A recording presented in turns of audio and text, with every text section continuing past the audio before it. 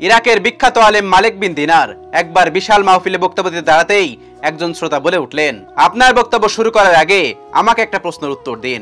মালিক বিন দিনার প্রশ্ন করার অনুমতি দিলেন। বয়স্ক শ্রোতা বললেন, আজ থেকে 10 বছর আগে আপনাকে মাতাল অবস্থায় পড়ে থাকতে দেখেছি। আপনি সে অবস্থা থেকে কিভাবে ফিরে এলেন এবং ওয়াজ করার জন্য এখানে এলেন? মালিক বিন দিনার কিছুক্ষণ মাথা নিচু করে রইলেন, তারপর বললেন, ঠিক বলেছেন, আমি সেই ব্যক্তি। শুনুন তাহলে আমার কাহিনী। এক কদরের রাতে মদের দোকান বন্ধ ছিল। দোকানিকে অনেক অনুরোধ করে 1 বোতল মদ কিনলাম বাসায় গিয়ে খাবো বলে। বাসায় ঢুকলাম, ঢুকে দেখে আমার স্ত্রী নামাজ পড়তেছে। আমি আমার ঘরে চলে গেলাম এবং বোতলটা টেবিলে রাখলাম। আমার 3 বছরের শিশু মেয়েটি দৌড়ে এলো, টেবিলের সঙ্গে ধাক্কা খেয়ে মদের বোতল মাটিতে পড়ে ভেঙে গেল।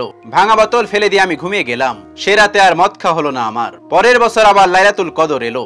আমি আবার মদ নিয়ে বাড়ি ফিরে এলাম। বোতলটা টেবিলে রাখলাম। বোতলটার দিকে তাকাতেই কান্নায় বুক ফেটে গেল।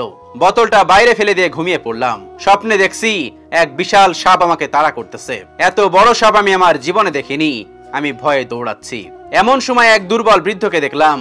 বৃদ্ধ আমায় বলল, আমি খুব দুর্বল এবং ক্ষুধার্ত, আমি এই সাপের সাথে পারবো না, তুমি এই পাহাড়ের ডানে উঠে যাও। পাহাড়ে গিয়ে দেখি দাউ দাউ করে আগুন জ্বলছে আর পিছনে এগিয়ে আসছে সেই সাপ।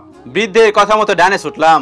দেখলাম সুন্দর একটি বাগান, বাচ্চারা খেলছে আর গেটে দারোয়ান বলল, বাচ্চারা দেখো তো ওই লোকটি কে? একে সাপটা খেয়ে ফেলবে, নয়তো আগুনে ফেলে দিবে। দারোয়ানের এই কথা শুনে বাচ্চারা ছুটে এলো। তার মাঝে আমার মেয়েটাও আছে। মেয়েটি আমার ডান হাত জড়িয়ে ধরে বাম হাতে একটা থাপ্পড় দিয়ে সাপটিকে দূরে ফেলে দিল। অমনেই সাপটি চলে গেল। আমি অবাক হয়ে বললাম, মা তুমি এত ছোট আর এত বড় সাপ তোমায় ভয় পাই? মেয়ে বলল, আমি জান্নাতি মেয়ে আর জাহান্নামের সাপ আমার ভয় পাই। বাবা ওই সাপকে তুমি চিনতে পেরেছো?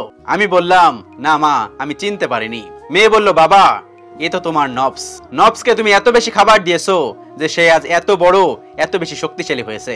সে তোমাকে আজ জাহান্নাম পর্যন্ত তাড়িয়ে নিয়ে এসেছে।